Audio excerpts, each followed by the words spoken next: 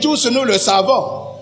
Quand nous voulons porter un habit, nous partons ou nous achetons au magasin, ou nous donnons chez un tailleur pour faire la couture. Mais ici, la tunique que Jésus portait était une tunique spéciale. À tel point que même quand la femme qui coulait de sang pendant 12 ans, la parole de Dieu nous dit quoi? Elle avait simplement tenu sa tunique. En touchant sa tunique, cette femme-là a trouvé la guérison. Mais il y a aussi les gens comme Paul qui ont porté de la tunique. Ça veut dire que même l'ombre de Paul, lorsqu'il passait, les malades étaient comment? Étaient guéris. En fait, ce n'était pas la tunique qui guérissait, mais la sainteté de la personne. La sainteté de la personne. Et lorsqu'il passait, les malades étaient guéris. Et ceux qui étaient possédés par des mauvais esprits, ils étaient en train de faire quoi? Ils étaient en train de tomber. Alors, mais nous revenons un peu à notre message. La parole de Dieu nous dit, les croyants doivent revêtir une armure. Nous connaissons une armure. Nous pouvons maintenant lire ça. Éphésiens chapitre 6, le verset 10 jusqu'au verset 20. Nous connaissons ce passage-là. Nous allons simplement lire. Si quelqu'un a trouvé, il peut le lire pour nous. Éphésiens 10, 6, le verset 10 à 20. Il dit ceci: enfin, puisez votre force dans l'union avec le Seigneur, dont sa puissance manifestée en tant qu'avec tant de force.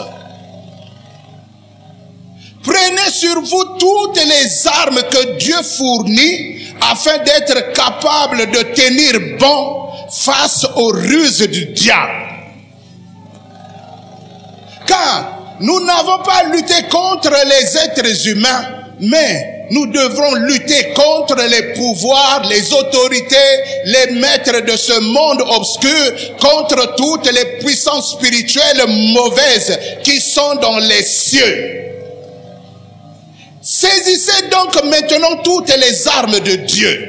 Ainsi, quand viendra le jour mauvais, vous aurez la force de résister après avoir combattu jusqu'à la fin. Vous tiendrez encore fermement votre position. Tenez-vous donc prêts. Ayez la vérité comme ceinture autour de la taille. Portez la droiture comme cuirasse. Merci. Voilà ce que l'apôtre Paul écrit aux Éphésiens. En fait, ce qu'il demande aux Éphésiens, de revêtir l'armure. L'armure est une protection. L'armure, se revêtir l'armure comme étant une tunique. L'armure. Et il dit, mais pour revêtir une tunique, pour revêtir de l'armure, il nous faut une condition. La première des choses, pour revêtir l'armure, la première des choses pour revêtir l'armure, c'est d'abord d'accepter Jésus-Christ comme Seigneur et Sauveur. Ça, c'est la première des choses. La deuxième des choses, si nous voulons être revêtus d'une tunique, ce que la deuxième des choses, c'est manifester ses qualités. Alléluia. Ça veut dire qu'après avoir revêtu la tunique de Christ, après avoir reçu Jésus comme Seigneur et Sauveur, on ne doit pas s'arrêter là. Mais on doit maintenant manifester les qualités de cette nouvelle vie que nous avions acquise au-dedans de nous. La deuxième des choses,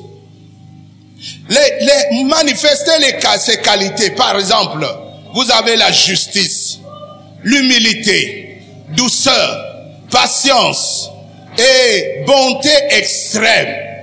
Nous pouvons trouver cela aussi dans le livre de Galates, je crois, chapitre 5, vers le verset 22, qui nous parle du fruit de l'esprit. Mais aussi, cela ne s'arrête pas là. Recevoir Jésus-Christ ne suffit pas. Manifester ses qualités ne suffit pas. Mais la troisième des choses que nous devrons savoir, c'est que nous devrons avoir le reflet de sa nature. Alléluia. Nous devrons refléter la vie de Jésus-Christ en nous. Le reflet de sa divinité. Le reflet de sa présence. Le reflet de sa vie en chacun d'entre nous. Le reflet. Être le reflet de sa nature qui est l'amour et la lumière. Alléluia. Le reflet de la nature de Dieu, c'est porter son amour. Le reflet de la nature de Dieu, mais c'est être lumière. La parole de Dieu nous dit, vous êtes la lumière du monde. Vous êtes la lumière du monde. Il est dit, mais à quoi bon prendre la lumière, la lampe, et pour le mettre sous un boisseau? Chacun d'entre nous avons une lumière qui brille. Mais qu'est-ce que nous avons fait de cette lumière-là? Nous avons pris un seau et nous avons fait quoi? Nous avons caché nos lumières. Nous avons caché notre lumière à tel point que on ne nous reconnaît pas comme étant les enfants de lumière. Jésus va plus loin, il dit ceci. On reconnaît une ville par une lumière quand il fait nuit. Si tu veux savoir que liboso anandeza la kanamboka, il faut ombosanini, il faut monamwinda. Quand tu aperçois la lumière, tu te dis que non, ça c'est un village, il y a des gens qui y habitent. Donc, la lumière est symbole de la vie. La lumière, symbole de la vie. C'est la lumière qui vient pour dissiper les ténèbres que nous avions en nous. C'est la lumière qui vient chasser tout ce qui est ténèbres.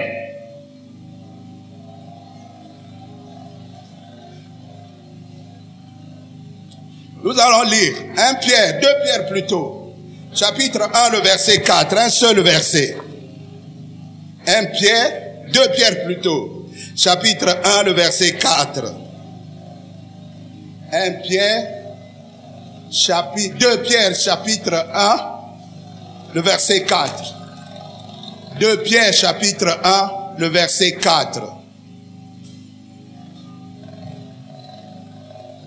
2 Pierre, chapitre 1, le verset 4. Il dit ceci. Ainsi, il nous a accordé les biens précieux et si importants qu'il avait promis afin que, grâce à eux, le dos tourné à la destruction que les mauvais désirs provoquaient dans le monde que vous voyez à part la vie divine. 2 Pierre, chapitre 1, le verset 2 et le verset 4. Or, on nous dit ceci. Dieu est comment? Et Dieu est lumière. Si Dieu est lumière, ça veut dire que tout ce qui est en nous doit être comment? Doit être lumière. En nous, il ne doit pas y avoir du faux. En nous, il doit y avoir du vrai. En nous, il ne doit pas y avoir du mensonge. Mais en chacun d'entre nous devrait y être habité pour ce qu'on appelle la vérité. Parce que Dieu est amour, parce que Dieu est lumière. Et puisque Dieu est lumière, en lui il n'y a point de ténèbres. En Dieu il n'y a point de ténèbres.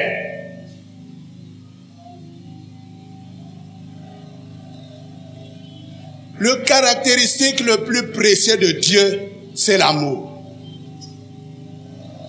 Si je n'ai pas de l'amour pour les autres, c'est que c'est difficile d'avoir l'amour pour Dieu. Si je ne peux pas aimer les autres, c'est que j'aurai du mal à aimer Dieu que je ne vois pas. Dieu est amour. que cette année plutôt, que pendant ce jour et le mois que nous sommes en train d'amorcer, que Dieu effuse son amour dans notre cœur, que nous soyons habités par l'amour de Dieu, mais aussi que la lumière de Christ habite en nous.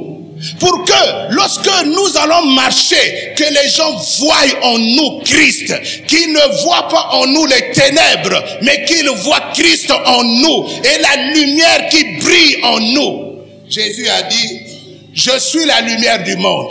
Celui qui me suit, il ne marche pas dans le noir, mais il aura la lumière de la vie.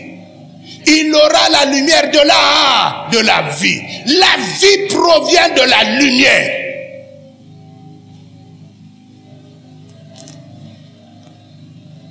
Or, c'est l'opposé de ce que nous sommes. Alléluia. C'est l'opposé de ce que nous sommes. C'est l'opposé de ce que je suis. Ça veut dire que je suis comment? Je suis pécheur. C'est l'opposé. C'est l'opposé de ce que je suis ou l'opposé de ce que nous sommes devant Dieu. Nous sommes l'opposé de ce que nous sommes en train de lire. Nous sommes l'opposé de ce que nous sommes en train de vivre. Notre vie ne reflète pas ce que Christ est. Notre vie ne reflète pas la relation que nous avions avec le Christ. Mais notre vie ressemble plus toujours à tendre vers le monde. Nous prenons comme l'exemple comme le monde. Mais nous ne prenons pas l'exemple comme Dieu, comme la parole de Dieu. Mais, à tous ceux qui reconnaissent leur faillite, Jésus se présente comme sauveur. Si quelque part dans ton cœur tu te dis que non mais moi, j'ai failli à mon engagement, j'ai failli devant Dieu, j'ai péché contre Dieu, mais laisse-moi te dire que ce matin, le Seigneur se tourne vers toi pour te dire, moi je suis ton sauveur. Jésus se présente comme sauveur ce matin, pour ceux qui reconnaissent leur état, pour ceux qui reconnaissent leurs erreurs. Jésus se tourne vers eux. Il dit que je suis ton sauveur. Je suis ton Dieu. Quelle que soit la nature de ton péché, quelle que soit la grandeur de ton péché, mais si tu l'avoues et que tu le confesses, alors moi je t'accorde ma miséricorde. Beaucoup au milieu de nous ont caché leur péché.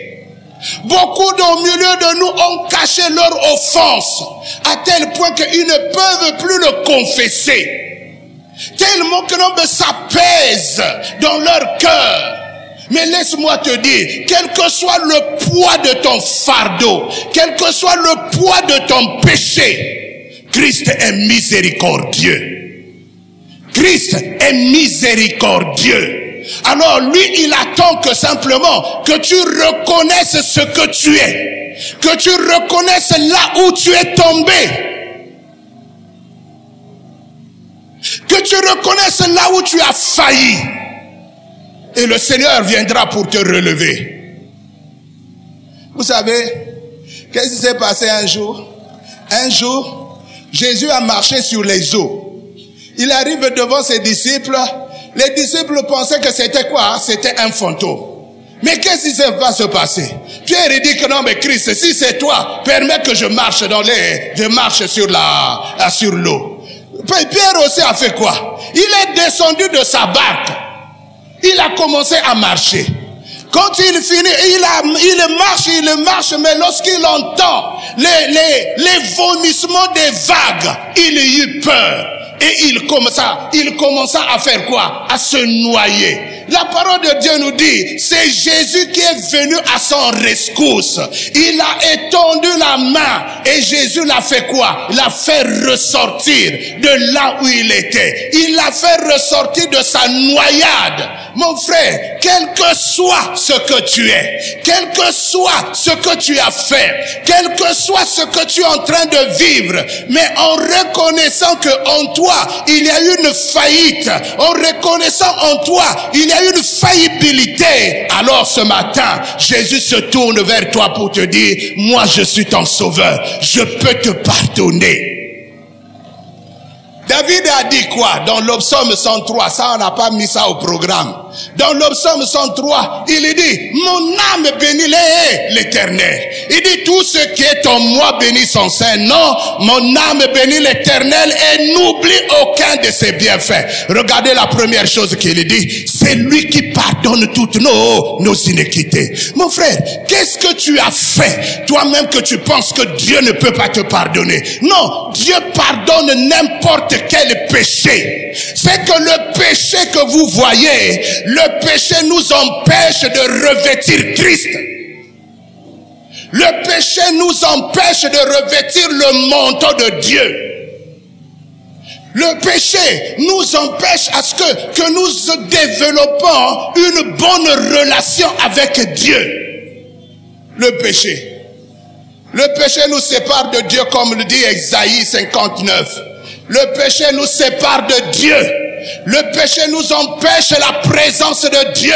Le péché empêche le revêtement du Saint-Esprit. Le péché. Le péché. Qu'est-ce qui te sépare de Dieu ce matin? Qu'est-ce qui t'éloigne de Dieu ce matin? Qu'est-ce qui t'empêche pour que Dieu n'écoute pas ta prière? Alors que Dieu, il a les oreilles, il écoute la prière de son peuple. Dieu aime le pécheur, mais il hait le péché. Dieu t'aime. Il a de l'amour pour toi. Il a de l'affection pour toi. Mais ce que Dieu déteste en toi, c'est le péché qui est constamment en toi. C'est le péché qui est venu habiter, qui a mis domicile au-dedans de toi. Au lieu que tu sois un enfant de lumière, mais tu es devenu un enfant de ténèbres. Ce matin, regarde-toi. Ce matin, que chacun d'entre nous se mire à la lumière de la parole de Dieu, pour dire à Dieu, Seigneur, j'ai failli à un endroit. Mon frère, nous allons rentrer nous sommes déjà dans un nouveau mois, le mois de septembre, qu'aujourd'hui sommes le 1er. Mais nous allons bientôt dédicacer ce mois. Mais est-ce que non, mais en restant cramponnés dans notre péché, ce mois va être dédié à Dieu? Non, sinon que ça ne serait que des slogans. Dieu ne veut pas des slogans, mais Dieu Dieu travaille avec ceux qui travaillent. Dieu s'engage avec ceux qui s'engagent.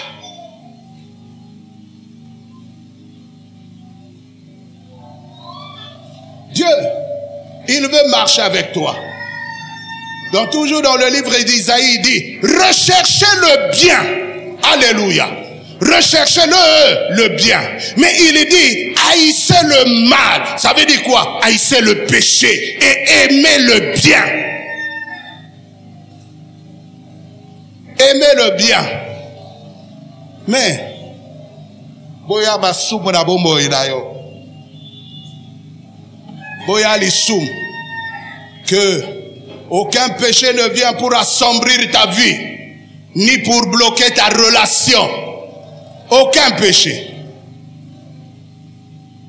Donc, à tous ceux qui reconnaissent leur faillite, Jésus se présente comme sauveur. Il a donné sa vie à la croix. Pour notre faillite, pour notre péché, pour notre convoitise, pour notre mensonge, pour notre rancœur et rancune, Jésus a fait quoi? Il a donné sa vie à la croix. C'est pour toi et moi que le Christ est mort. C'est pour toi et moi que le Christ a été crucifié sur la croix. Mon frère, qu'est-ce qu'on pouvait lui reprocher? Quel est le mal qu'il avait fait? Même Pilate ce jour-là a posé la question. Mais je ne vois pas le mal qu'il a fait. Mais si quelqu'un pense que non, il a eu à faire du mal, qu'il vienne devant moi, qu'il le témoigne, qu'il dise que non, mais voilà ce qu'il a fait. Mais c'est quelqu'un qui se présente. Il dit, oh non, il a dit dans le temple que détruisez ce temple. En 3 jours, je le rebâtirai. Est-ce que ça, c'est un témoignage? Est-ce que ça, c'est un témoignage qui peut amener quelqu'un à la condamnation?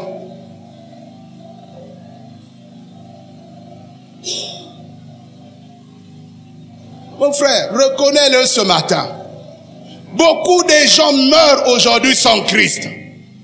Beaucoup de gens meurent sans pourtant qu'ils reconnaissent que Christ est mort pour eux. Même il y a des gens dans nos familles qui meurent, mais sans pourtant connaître Christ.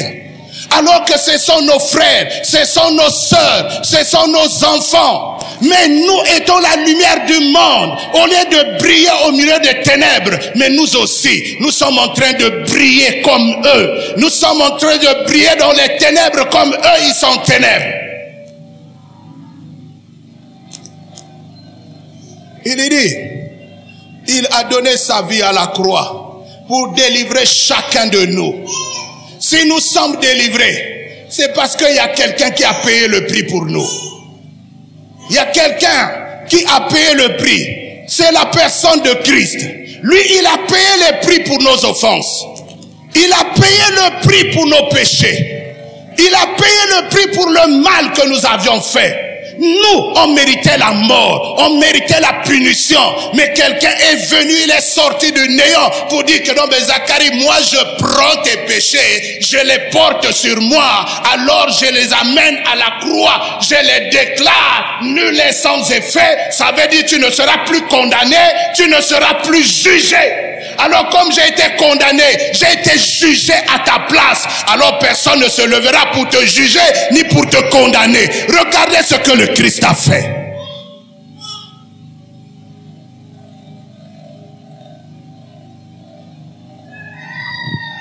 Il nous a délivrés. Pour nous délivrer pour délivrer chacun d'entre nous. Mais la parole de Dieu va plus loin. Il dit, il est ressuscité d'entre les morts.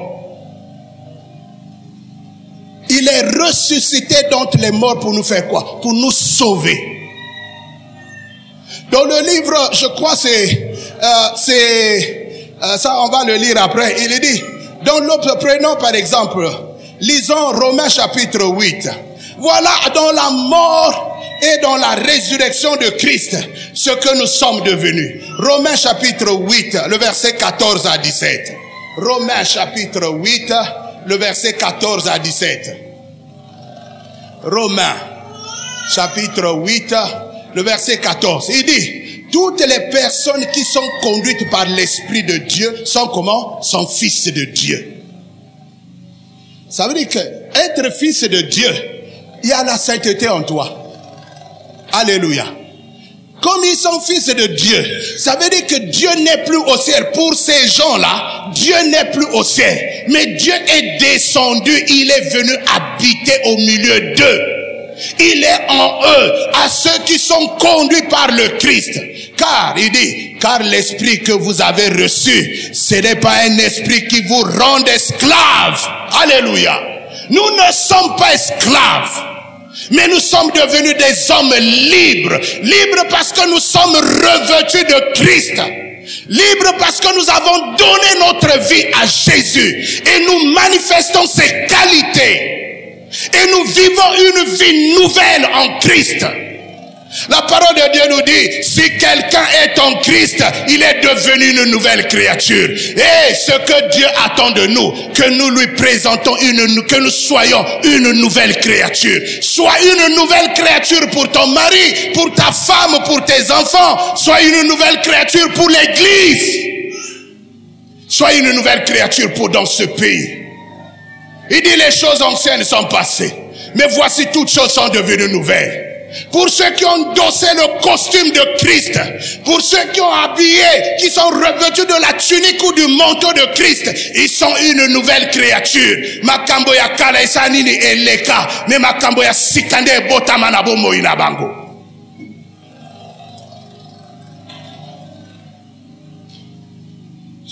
Car que vous rendent esclaves et qui vous remplissent encore de peur, Mais c'est l'Esprit Saint qui fait de vous des enfants de Dieu et qui nous permet de crier à Dieu, Abba, Abba Père. Ça, c'est ce que nous sommes en Christ. Nous sommes devenus les enfants de Dieu. L'Esprit de Dieu atteste lui-même à notre esprit que nous sommes enfants de Dieu. Nous sommes enfants de Dieu. Nous sommes enfants de Dieu, frère.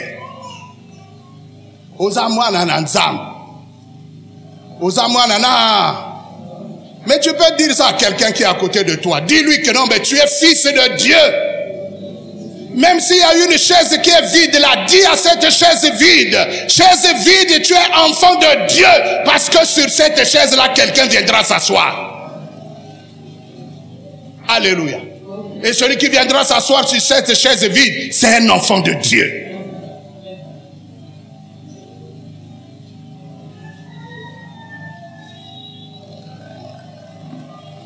Il dit, alors nous sommes enfants nous sommes ses enfants, donc nous sommes aussi ses héritiers. Alléluia. Nous sommes comment? Par le Christ, nous sommes devenus les héritiers. Comment on appelle ça en lingala? Les héritiers. On dit ça comment? En lingala. Bah héritier bah bazabana. Hein? Bah kitani. Ah voilà en lingala ce qu'on dit. Hein? Ça veut dire que des gens qui sont prêts à recevoir ce qui vient de Dieu. Tala, mon frère, quand tu es enfant de Dieu, c'est que non, mais tu as droit à cet héritage-là. Alléluia. Ça veut dire quand le jour que tu as pris l'engagement de devenir enfant de Dieu, alors tu es devenu aussi héritier. Héritier avec qui? Avec le Christ. Quand on devient héritier, je te prends un exemple. Hein? Ça veut dire que non, mais les biens que moi je possède là, c'est pour qui? C'est pour mon fils? C'est pour mes enfants. Ça veut dire que les enfants vont hériter. Non, attends d'abord. Je vais t'expliquer. Quand un père décède, ce qu'il laisse comme héritage appartient d'abord à sa femme et après à ses enfants. Et je me fais comprendre. Maintenant, tu sais que dans la maison, ce n'est pas toujours papa qui achète les choses. Hein? C'est vrai ou c'est faux? Mais maman aussi achète les choses. Vrai ou faux? Alors, comme ça veut dire que dans cette maison-là, une partie de bien appartient à maman, mais aussi une partie de bien appartient à qui? À papa. Et ça forme ce qu'on appelle un héritage. Alors l'héritage maintenant, lorsque le papa va décéder, la maman va hériter les biens de son mari plus ses propres biens. Maintenant, quand la maman va décéder, les enfants vont faire quoi? Les enfants vont hériter les biens de leur père plus les biens de leur mère. C'est ça qu'on a à la fin. On a dit, nous sommes héritiers avec le Christ. Puisque derrière le Christ, il y a le Père qui est là. Ça veut dire que le bien de Dieu et le bien de son Fils m'appartiennent. Je suis déclaré héritier de la promesse de Dieu. Il dit, car si nous souffrons avec lui, nous serons aussi avec lui dans sa gloire. Continue ma soeur, c'est fini? Ok. Prenons encore un autre texte. Galates 3, le verset 7 à 9. Galates 3, le verset 7 à 9. Galates chapitre 3, le verset 7 à 9. Galates 3, le verset 7 à 9. Il dit, comprenez-le donc. Ceux qui vivent selon la foi sont eux, les enfants d'Abraham. Alléluia. Ceux qui vivent comment? Ceux qui vivent selon la foi, ce sont eux, les enfants d'Abraham. Continue. L'Écriture a prévu que Dieu reconnaîtrait ceux qui ne sont pas juifs justes à ses yeux à cause de leur foi. Mais c'est pourquoi elle a annoncé d'avance à Abraham cette bonne nouvelle. Dieu bénira tous les peuples de la terre à travers toi. Oui, Mokolomoko, Abraham, il a regardé toute la richesse. Il dit, ah, mais moi je veux mourir là. Il a posé la question à Dieu. Il dit, mais je veux mourir, mais je n'ai pas un héritier. Mais est-ce que non, c'est mon serviteur Eliezer qui va bénéficier de tous mes biens? Dieu lui a dit quoi? Non. Attends. L'héritier va venir. Combien même que Sarah a dit que non, mais non, tu peux aller avec moi pour que tu trouves un héritier. Mais c'était pas le vrai héritier. Puis à la fin, que non, mais Ismaël a été fait quoi? Il a été chassé de la maison. Et le vrai héritier, quand il est venu, il a hérité les biens de Abraham. Parce que c'est son fils. C'est son droit. Et toi aussi, tu as le droit de hériter l'héritage de Dieu. Le verset, Colossiens chapitre 1, le verset 12 à 15 plutôt. Colossiens, il dit, remerciez avec joie Dieu le Père. Il dit, il vous a rendu capable d'avoir part aux biens qu'il a réservés aux personnes qui lui appartiennent. Ah. Non. Parce que tu n'as pas la révélation. C'est voilà pourquoi tu es resté tranquille. De toutes les façons,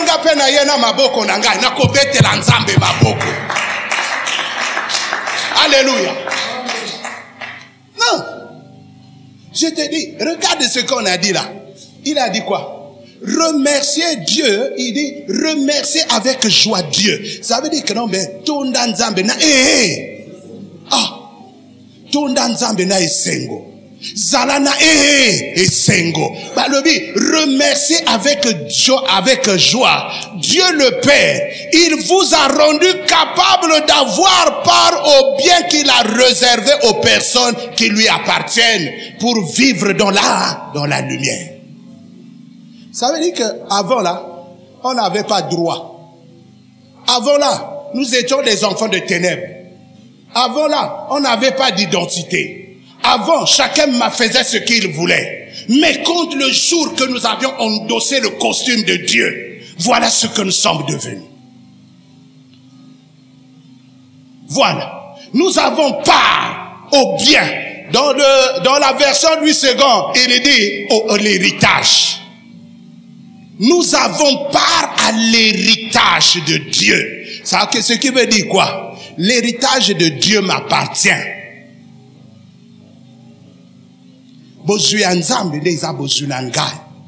Et c'est pourquoi, tout au long de ce mois-là, il faut que nous réclamons aussi notre droit. Mais avant de réclamer ton droit, rappelle-toi, pose-toi la question de savoir, est-ce que j'ai Christ en moi?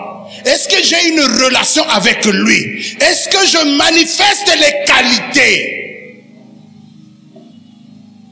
Alors, si tu as reçu Christ et que tu manifestes ces qualités-là, c'est que tu as le droit de revendiquer ton héritage. Il dit, on continue. Il nous a en effet arraché de la domination de la nuit. Il nous a fait quoi? Il nous a fait arracher. Aïe. Le mot arracher veut dire quoi? Hein? Asanini? Apikola. Ils ont bon côté. Asanini? Apikola. Donc ça veut dire que au-dedans de nous, il y avait des dominations des puissances du monde des ténèbres. Il y avait des dominations des sorciers. Il y avait des dominations des liens de famille. Il y avait des dominations de la maladie héréditaire, des maladies chroniques, les maladies du sang. Mais Jésus a dit, par sa mort sur la croix, il a fait quoi? Il nous a arrachés. Ça veut dire qu'autrefois, on a eu comme maître le diable. C'est lui qui guidait notre vie. C'est lui qui nous disait, fais ceci, toi aussi tu fais quoi? Tu fais. Va là-bas, toi aussi tu fais quoi? Tu vas. Mais quand nous sommes devenus en Christ, la parole de Dieu nous dit, tous ceux qui sont conduits par l'Esprit sont comment? Sont fils de Dieu. Et comme nous sommes fils de Dieu, nous sommes conduits par son Esprit. Et par son Esprit, Dieu nous a arrachés des dominations. Il nous a arrachés de la domination de la nuit. Hein? Les dominations de la nuit là.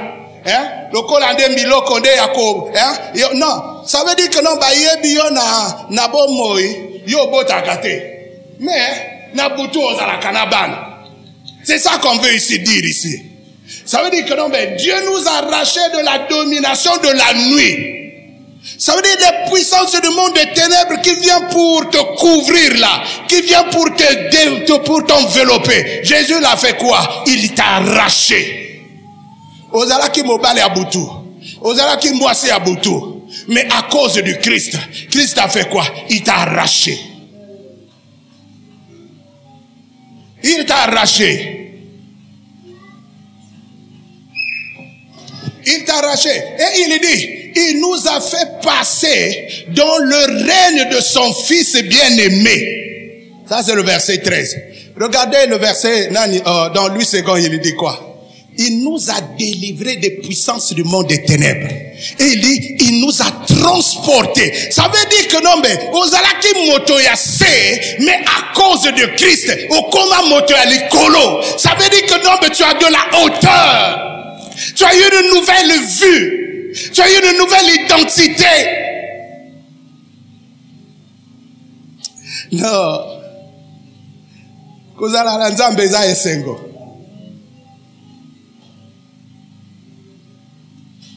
Mon frère, si kabato ba boya yo, mais yo, ko boya nzambe te. Parce que si tu as un problème avec Dieu là, dis-moi, qui va prendre ta défense là? Mais au moins si tu as des problèmes avec les gens, Dieu va faire quoi? Dieu va prendre au moins ta défense. Ça veut dire que laisse que les gens, c'est pas un problème. Parce que lui-même, le Christ, il est passé par là. Il a été quoi? Injustement condamné. Mais Dieu lui a donné la victoire. Laisse-moi te dire que chaque chose a son temps. Il y a un temps pour tout. Il y a un temps où on est célibataire, mais il y a un temps où on deviendra marié. Il y a un temps où on était chômeur, il y a un temps où on deviendra travailleur. Chaque chose a son temps. Mais le temps, il faut le faire quoi? Il faut le racheter. Le temps, il faut le racheter.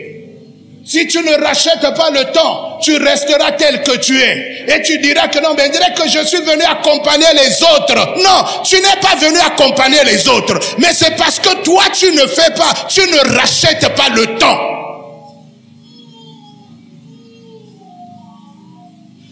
Il nous a en effet, il dit, c'est par lui que nous sommes délivrés. Alléluia. Ça veut dire que par le costume de Christ, par le revêtement de Christ dans notre vie, alors, il dit c'est par lui que nous sommes délivrés. Délivrés de quoi? Du mal.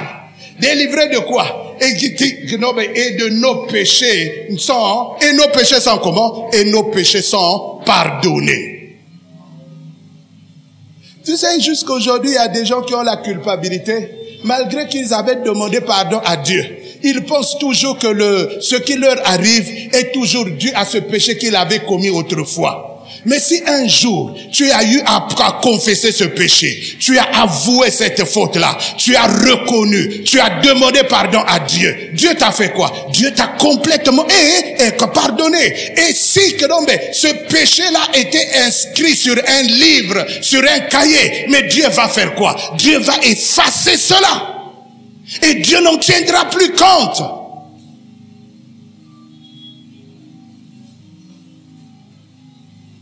Christ est l'image visible de Dieu invisible. Il est le premier-né, supérieur de tout ce qui a été créé. Amen. Nzambe. Non, il est là, il y a une révélation. Il est là. Osate. Alléluia. Le verset 15, c'est ça, non? Le Christ est l'image visible de Dieu. De Dieu qui est comment? Le Dieu invisible. Regardez, hein, l'image visible de Dieu est invisible. Regardez ce que Dieu a fait. L'ange Gabriel va apparaître à Marie. Il lui a dit, ah non, tu sais que non, mais Dieu t'a choisi pour que tu sois pour que tu sois la porteuse d'un enfant de Dieu. Il dit, ah non, mais comment cela se ferait-il puisque je ne connais point d'homme? Il dit, l'ange lui dit quoi? Le Saint-Esprit viendra sur toi Mais l'ombre du Tout-Puissant te fera quoi? Te couvrira. Alléluia. Mon frère, je ne sais pas ce que Dieu est capable de faire aujourd'hui et dans ta vie. Et pendant ce mois de septembre. Mais moi, je ne sais pas comment. Mais moi, ce que je sais, que non, mais Dieu va se manifester. C'est ce que je sais. Je sais que non, mais l'ombre de Dieu te couvrira. Je sais que le Tout-Puissant sera avec toi. C'est ce que moi je sais. Comment? Je ne sais pas. Il est dit, j'ai lu, c'est le plus grand miracle. Comment Nzambe asanine akota na libumu ya moto. Akomisaye moto, akomisaye mwana na Nzambe. Non. Ce que tu es devenu, c'est parce que Christ, il a fait quoi? Il est rentré en toi. Il y a eu ce qu'on appelle en français, on dit ça la fusion. Il y a eu une fusion entre toi et entre Dieu et l'homme. Et Dieu s'est fait chair.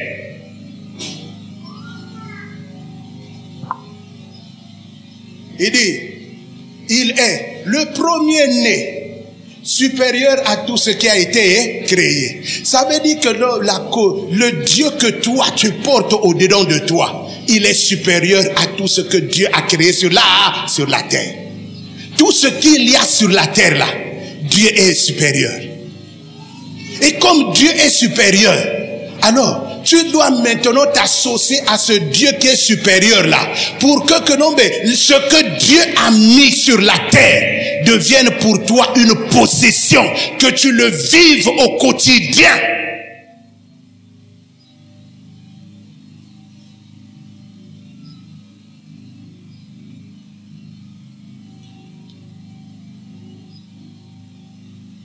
Colossiens 2, le verset 10. Colossiens chapitre 2, le verset 10. Colossiens chapitre 2, le verset 10. Le verset 10 dit, et c'est par lui que vous avez été tout reçu. C'est par lui que vous avez tout reçu. Tout reçu. Pleinement. Il est le chef de toute autorité et de tout pouvoir. Il est le chef. Celui qui vit en toi, il est le chef. Le chef de toute domination. Le chef de tout pouvoir. Le chef de toute puissance. Le chef de toute autorité. Il est le chef. C'est pourquoi, à celui qui se tourne vers lui, il donne la vie éternelle. À celui qui se tourne vers lui, Dieu donne la vie éternelle. Alors, revêtis Christ dans ta vie. Alléluia. Revêtez Christ. Revêtir Christ. Lata nzambe katikati ya bomoi na yo. Lata elamba ya nzambe. Lata tunique ya nzambe. Endosse le manteau de Dieu. Alors, revêtir Christ, c'est vivre une vie nouvelle. Revêtir Christ, c'est vivre une vie nouvelle qu'il nous a acquise. Acquise au prix de son sang. Acquise au prix de sa mort. C'est le point de départ d'une vie chrétienne, mon frère. Mais, dans ce monde qui a crucifié le Christ, le chrétien fait rapidement l'expérience de l'influence de Satan qui nous éloigne parfois de Dieu. Nous faisons parfois l'expérience de l'influence de Satan qui nous éloigne de Dieu. Mais face au danger, quelquefois, il faut clairement fuir. Quand on a Christ, on ne dit pas que le péché, on ne résiste pas. Mais il faut faire quoi? Le péché, il faut le faire quoi? Il faut fuir. Et puis, Joseph, dans la maison de Potiphar, là, sa femme, la femme de Potiphar a cherché par tous les moyens pour qu'on le connaisse. Mais, Joseph n'avait pas voulu. Il a dit, je ne peux pas déshonorer mon Dieu. Alléluia. Je ne peux pas déshonorer mon Dieu. Mais tu sais ce qui s'est passé? Que non, ben, Joseph, que la femme, qu'est-ce qu'elle a fait? C'est par la force. Et quand comme c'était par la force là, Joseph a fait quoi? Mais il a fui. Et s'il a fui ou il n'a pas fui? Il a fui. Le péché, il faut le fuir. Le péché ne dit pas que non, mais ngana bengana ba démon. Le péché, il faut le fuir. Non pas seulement il faut clairement fuir, mais aussi il faut regarder par exemple la tentation ou les mauvaises fréquentations que nous avions. Alléluia. Les mauvaises fréquentations. Les amis avec lesquels nous marchons, ceux-là avec qui nous avons tissé des relations, quel est leur comportement? Quel est leur caractère? A-t-il Christ en eux? Ont-ils revêtu Christ en eux? Ils ont la tunique de Christ. Est-ce qu'ils ont la marque de Dieu?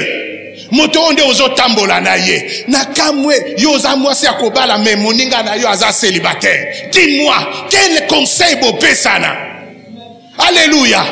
Oh non, je vais aller voir ma soeur Intel. Elle est mariée. Mais toi, tu n'es pas marié. Ça veut dire que non, mais que non, papa, je vais là-bas pour avoir un peu d'expérience dans le mariage. Lokutanayo. Ozo keno sala songi songi. Alléluia. Ça, ozo keno sala commérage. Pour oyeba makambonde le kakande na mabala. Alléluia. Et pourtant, toi, tu fais la même chose. Hein? Et lokomoko ya kokamwa bana na nzambe. Église okoye. Mokolande na te na l'église à pasteur nani na Divine Miséricorde. J'ai demandé, mais c'est aussi au bal. Non papa, je ne suis pas encore marié. Hein? Au moins, j'ai été interrogé au moins 6 ou 7 personnes. J'ai dit, ah mais qu'est-ce que vous attendez pour vous marier? Il dit, non, Nzambe n'a pas cité. Non, Nzambe n'a assez appelé ça parce que tu n'as pas saisi le temps. Alléluia. Voilà des alibosso. Yami balé que n'a mena lobby, ah on dit au lobby que non besoin à kobalate. Parce que ça me l'a pas n'abisso pour que tu sois mi bal. Mais entre-temps, tu fais la même chose que les mariés. Alléluia. C'est ça qui est étonnant. C'est ça qui est bizarre dans la relation des enfants de Dieu. C'est ça qui est bizarre. Les mauvaises fréquentations. Les mauvaises fréquentations nous conduisent au péché. Les mauvaises fréquentations nous conduisent à pécher.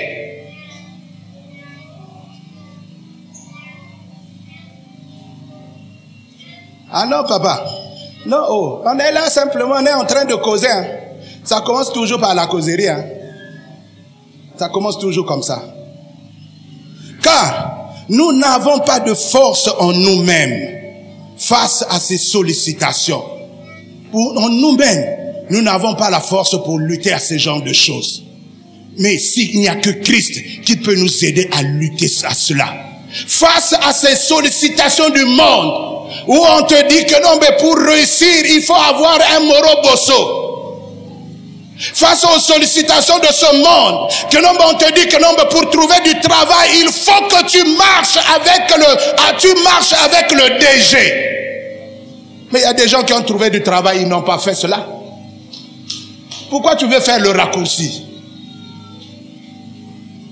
Nous faisons le raccourci. Et même à l'école, on achète les notes.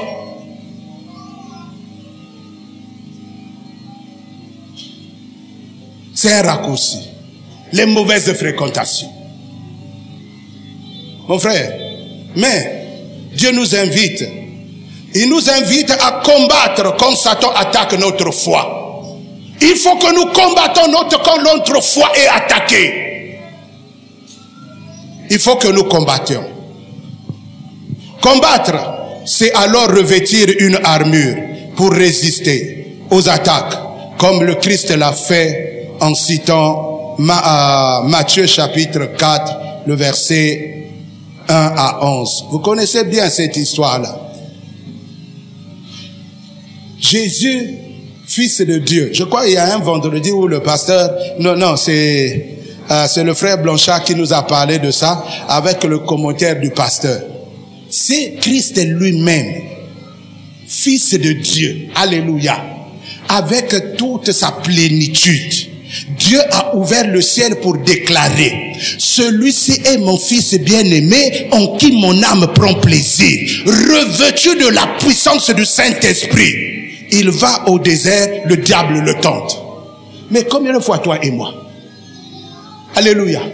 Combien de fois toi si tu n'as pas Christ en toi, comment tu résisteras aux assauts et aux attaques de l'ennemi? Si tu n'as pas cette tunique, si tu n'as pas la marque, si tu n'as pas endossé le manteau de Dieu, comment vas-tu résister à ce qui va arriver? Mon frère, les mauvais jours arrivent. Il y a toujours des mauvais jours. Mais pour pallier à ces mauvais jours, nous avons besoin d'endosser la veste de Dieu, le costume de Dieu, le manteau de Dieu.